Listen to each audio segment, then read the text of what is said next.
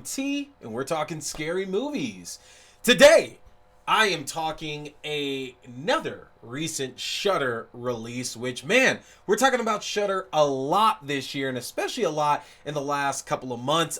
They are just hitting it out of the park. I just want to remind everybody again, if you do not have a Shudder subscription, you absolutely need to get signed up for one, because we have gotten so much great horror from them over the last few years. And to think that this pretty much started, like what really made it up was Host was really the thing that really led to everything that we have here right now, and now it is just an endless catalog of horror bangers.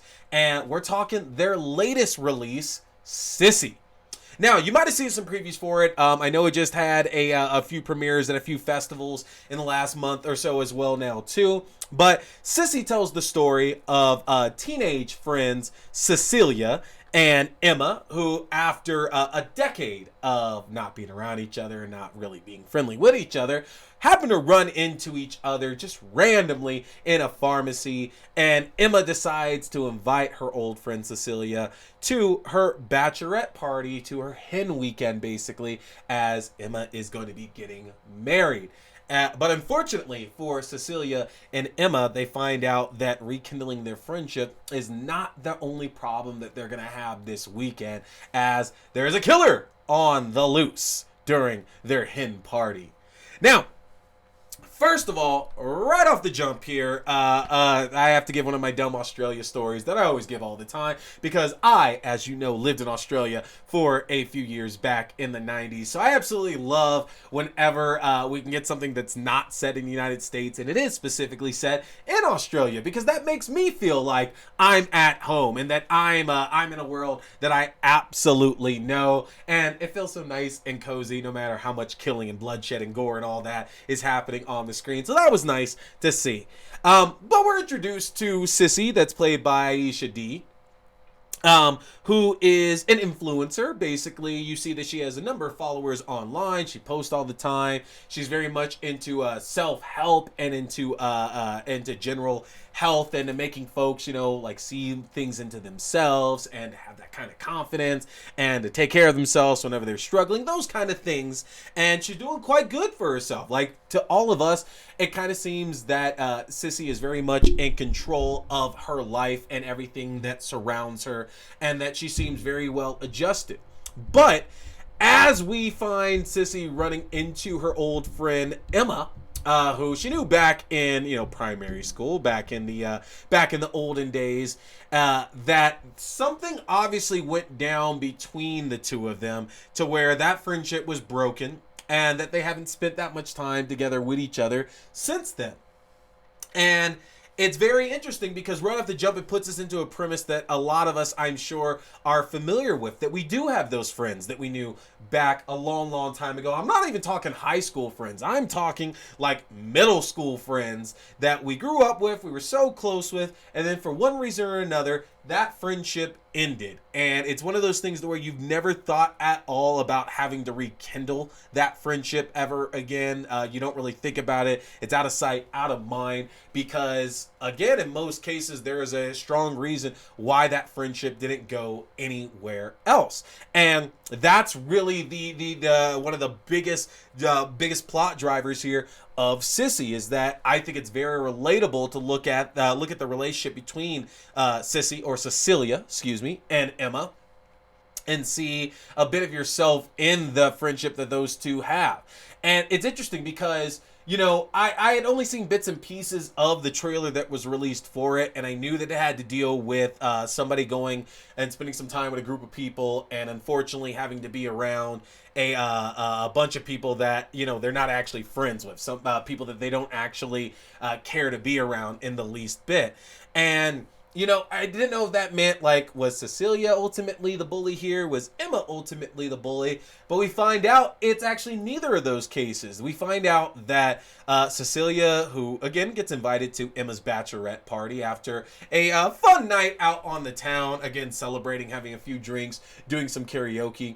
We find out that there is another party to this, Alex. And Alex is that friend who showed up and became the better friend with Emma that kind of put Cecilia on the outs. And we can see that there absolutely was some ostracizing, some bullying going on, some things that just didn't sit that well at all here with Cecilia. And she's very quick to the not necessarily the facade that she's put up, but you can see that the demeanor that she's had throughout the early part of the movie, and you know, this strong character that she seems to have slowly seems to begin to crumble the moment that she realizes that she has to be around Alex.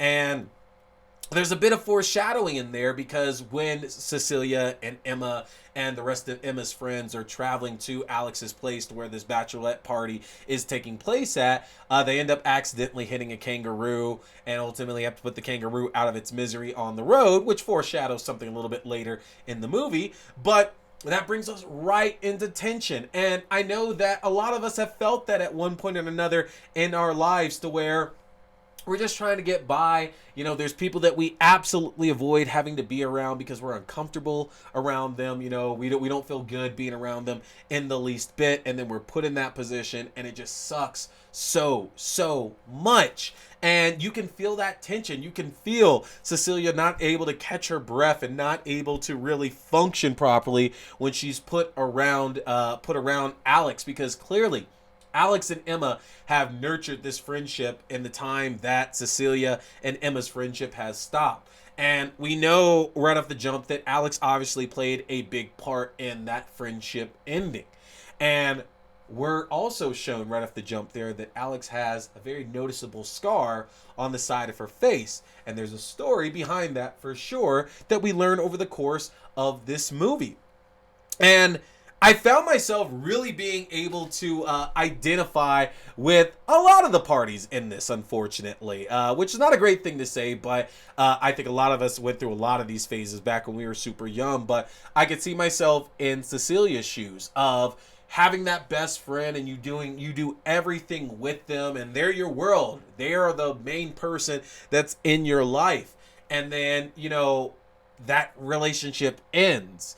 And, you know, you look back at it so fondly, but you hate the way that things are now. But then I can also see myself as Alex as well, too, that it's not necessarily that Alex was in the wrong for making friends with Emma, because you can absolutely have different friends. You can have multiple best friends, I feel, as well, too. And I know that defeats the purpose of best friend, but you can have multiple best friends. But you know, who's to say that, like, Alex's intent was to get rid of Cecilia? Clearly, Alex didn't like Cecilia at all when they were young, but a lot of that impetus of, like, making sure everything okay relies and falls back to Emma, because Emma's the one that has to speak up if she's friends with both of these people. And then you see yourself in Emma's shoes as well, too, because Emma clearly was conflicted as a kid about who she really wanted to be friends with, and kind of let the situation push itself into, unfortunately, some rather gruesome events that are revealed to us.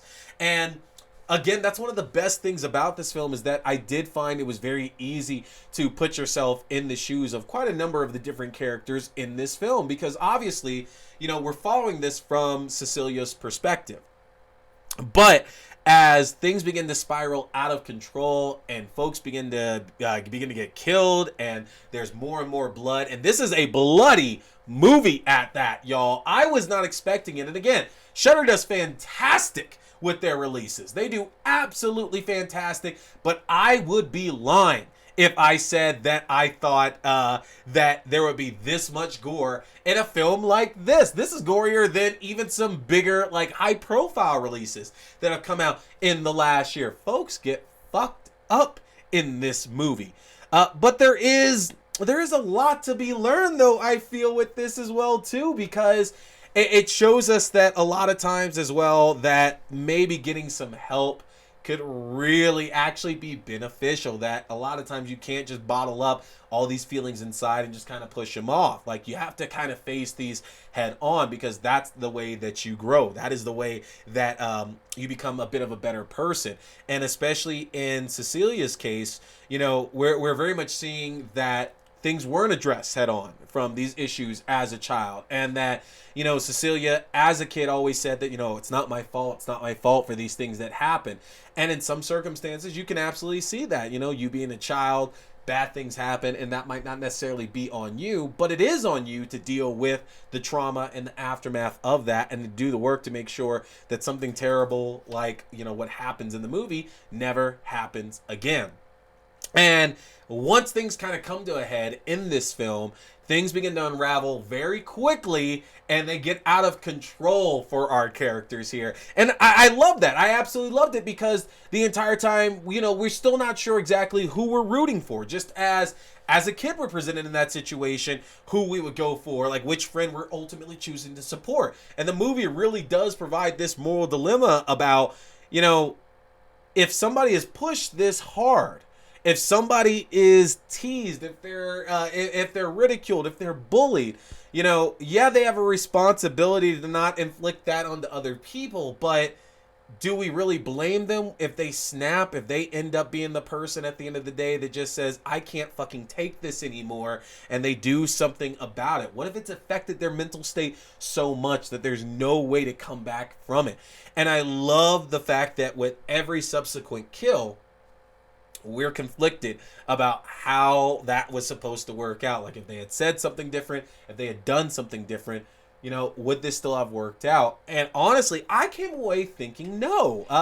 And don't get me wrong, my allegiances and who I was supporting in this definitely changed multiple times throughout this film. It's not a whodunit. You're gonna know who the killer is right off the jump, and again, it's pretty easy to figure that out going from the trailer, but I don't want to spoil it, because I really did enjoy this film. I want everybody to get that full experience, but you're gonna know pretty quickly who this killer is, and it's left to you to decide if you support this killer's motives in this case. And if you do, you might be right, and if you don't, you might be right as well too. But it's a great ride nevertheless. And the ending was quite satisfying as well too, because the entire time I kept thinking there's no way that this could work out for the killer. There's no way that this is going to turn in their direction, and they set up a very, very clever ending that honestly I didn't see coming until it was happening, and I was quite pleased with what we ended up getting from it. So this is one you definitely want to check out. Probably best to watch on an empty stomach, because again, it does get gory in a lot of parts here, but you can check this one out here on Shudder right now. And also Hannah Barlow, who plays Emma in the film, is also one of the directors and writers of this film, so there's a definitely invested interest into this movie. But check out Sissy right now on Shudder, folks. It's gonna hit that Halloween sweet spot for you. Hey everybody, I appreciate you checking out this video, whether it was a review, whether it was a new episode, whether it was an unboxing, an interview, or whatever else. I want to remind you can check out my separate reviews also on my YouTube page, and new full episodes go up every Wednesday night on YouTube at 8:30 p.m. Mountain Standard Time, and on your favorite podcasting platforms at 8 p.m. Mountain Standard Time. Don't forget to hit that subscribe button, like and share. My name is T. We've been talking scary movies. Stay scared.